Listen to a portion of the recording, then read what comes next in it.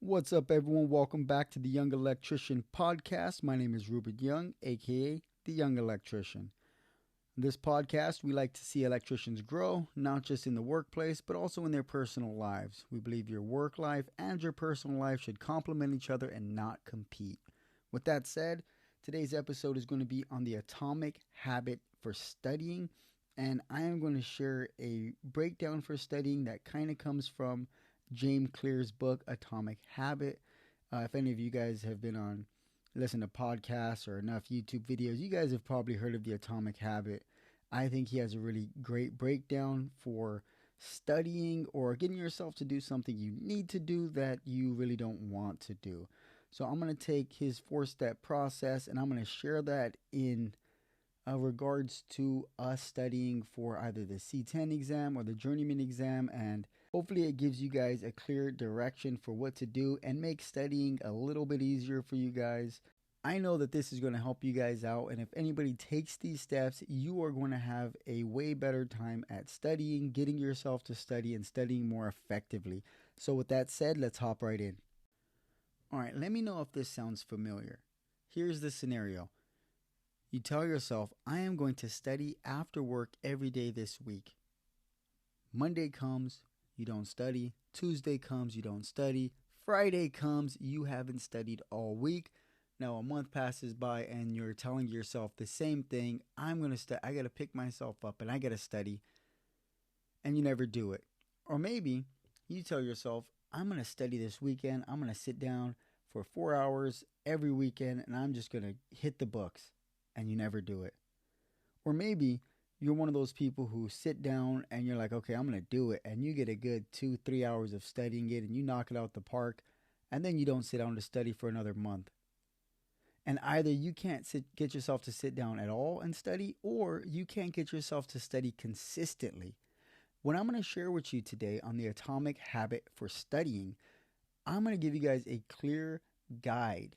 Not just for studying and making it more impactful, making it more purposeful, but to actually get yourself to study. So if you're that type of person who just can't come to sitting down and cracking that book open or opening that laptop or whatever you're using to study, you're in luck, because I'm going to share with you guys some information that's going to be so beneficial. And I know a lot of you guys, you want to get certified, but like me, you're probably not good at just sitting down, focusing, and studying. Maybe you tell yourself you're not a good test taker, whatever it may be. I am hoping to change your guys' perspective on studying and on taking tests today by sharing this information with you. So there's 4 steps to this that James Clear gives in his Atomic Habit book. The first one is, and we're going to be talking about studying, so I am going to focus all of this information in on just studying. So, the first one is, make it visible. If you want to start studying consistently, you have to make the thing you want to do visible. What does that mean?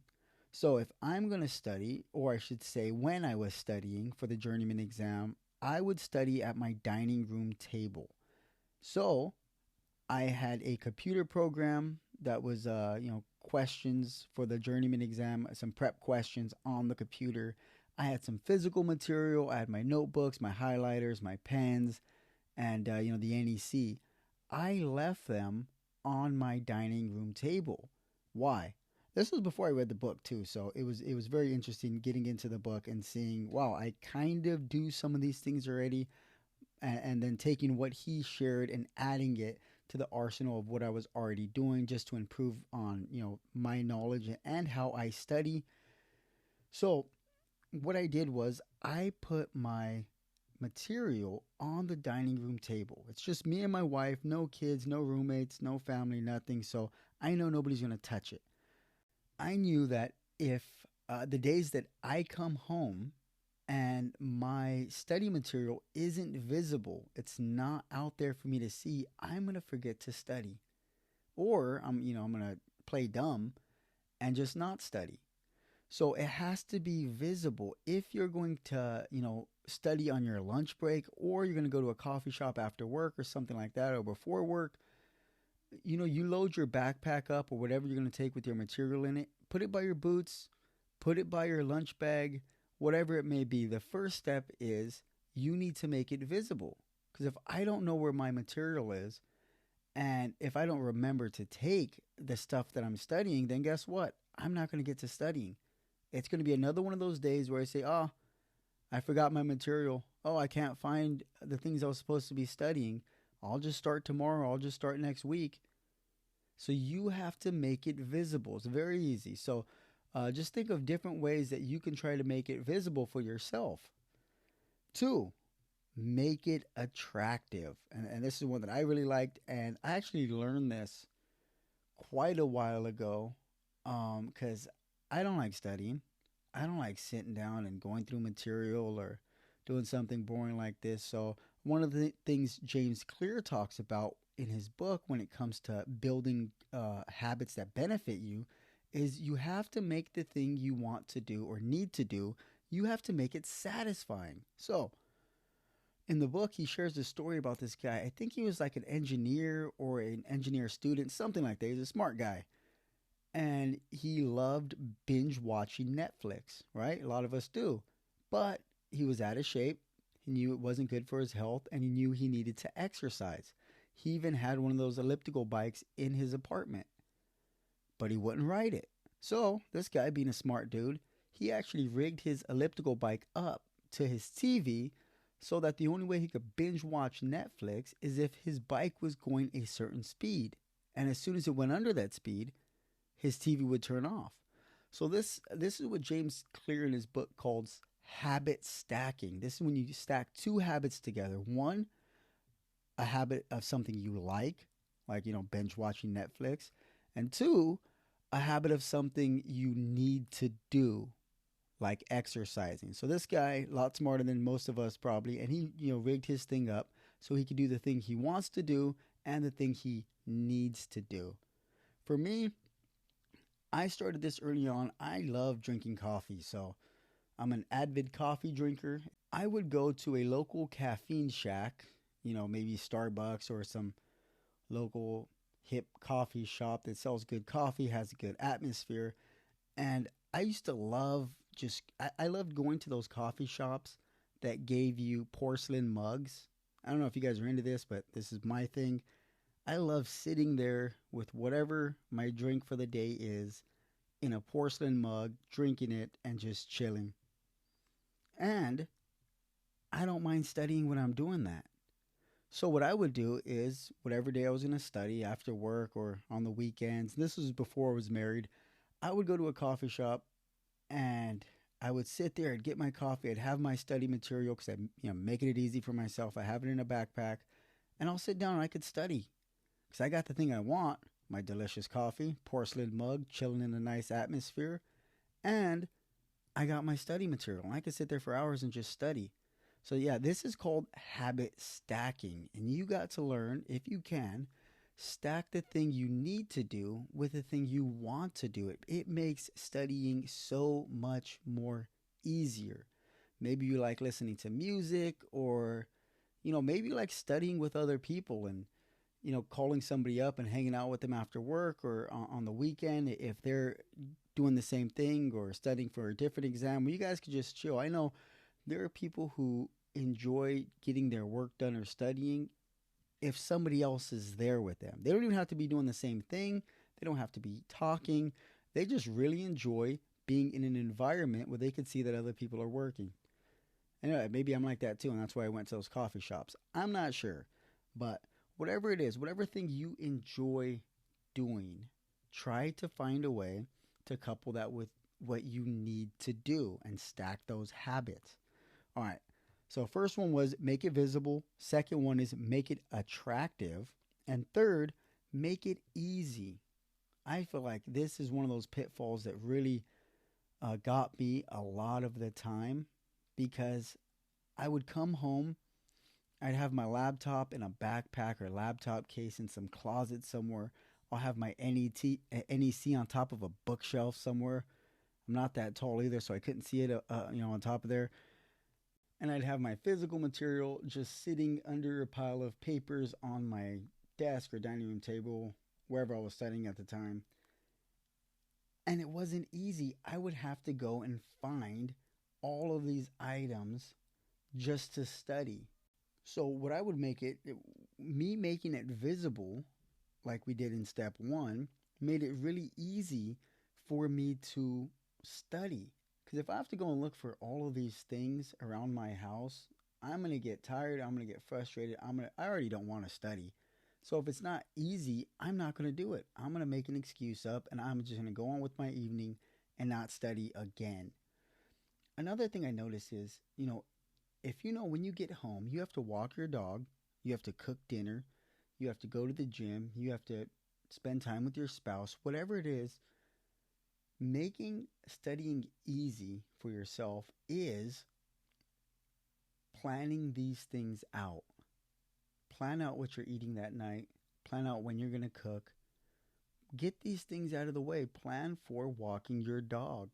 Plan for the things you have to do, to get ready for the next day of work. Or else what's going to happen is these things are going to get in the way. So if there's things that you have to get done at home, you have to remove those obstacles.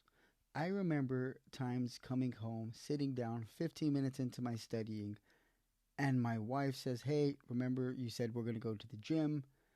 But I didn't factor that into that night. So obviously, happy wife, happy life. I'm going to honor my word to my wife, and we'd go to the gym. And I had to get to the point where I realized that all of these things have to work together in harmony. And sometimes, honestly, you have to pick and choose what things fit in your day and what doesn't. If you're not going to have any time that evening, don't try to squeeze your studying in. Or at least I wouldn't try to squeeze my studying in. If I wanted to study for that day, maybe I'll take a little bit of materials to work, and maybe I'd read some flashcards at work on lunch, or try to just answer a couple questions on an app. There's really cool apps now on the phone where you could just, answer journeyman prep questions. I do something like that if I know my evening is going to be booked, but I still want to study for that day. So you have to make it easy for yourself. The harder it is to study, the harder it is you make it for yourself by not pre-planning for these other obligations in your life, the least likely you are to actually study. All right. So the first is make it visible. The second is make it attractive. The third is make it easy. And the fourth, make it satisfying. So what is that? Making it satisfying is rewarding yourself for accomplishing something you have to do. So maybe you actually want to watch Netflix and binge watch Netflix, or play video games, or go hang out with the boys, or something else. What you do is, after you're done studying, you then can go do that thing. But you're pre-planning it. You're saying, "Hey, I want to play video games, or I want to binge watch Netflix, but I'm going to study for 30 minutes to an hour first." And trust me, I know for some people they think, "Hey, that's counterintuitive. You shouldn't be playing video games. You need to get your, certification." That's true. But if I could study for 30 minutes a day and then play video games for as long as I want after, that is way more beneficial than never studying at all. Does that make sense? And that's way more beneficial than studying once every 2 weeks. So you actually have to organize your life and your time in such a way that you make it easy and satisfying to study. And I guarantee you guys will get certified. Making it satisfying is rewarding yourself for doing the thing you have to do. And I think I heard Jordan Peterson talk about this a couple years ago. He was saying that, certain people are raised without the ability to delay gratification. And this was definitely me the majority of my life. Even when I realized this, that it's really hard for me to do the thing I'm supposed to do. It's really hard for me to eat my dinner before dessert, so to speak. So for me, it's really hard to hunker down and to say, okay, I'm going to study, and then afterward I'll do this fun thing. And it does take some effort to try and instill that into ourselves. But if you couple this with the other three things, make it visible, make it attractive, and make it easy, making it satisfying, having delayed gratification, and rewarding yourself for the thing you're supposed to do becomes way easier. So if you want to hang out with your friends, hang out with your girlfriend, I don't know, whatever it is, plan that into your study time for your evening. I'm going to study for an hour and then I'm going to fill in the blank and do that. And I'm going to guarantee you guys that if you were to put these four steps together, make it visible, make it attractive by habit stacking, make it easy, remove all those obstacles, and make it satisfying, I guarantee you guys you're going to see a change in how you study and your perspective on studying altogether. They dramatically changed my life. They helped me pass the journeyman certification. They helped me pass the C10 exam. They're helping me put this podcast together and the YouTube channel, and they're helping me to move up in my job that I currently have. And they're so beneficial. I wanted to share with you guys. I shared this week or last week on the social media platforms that I'm on the 15-minute study challenge. And I think that really goes with what I'm talking about today in this atomic habit for studying. The challenge was this, and this is for the person who has a hard time, continually getting themselves to study, or that's having a hard time in general just to get themselves to sit down and study. I know a lot of people have failed the journeyman exam a few times. You've even taken a class and you failed.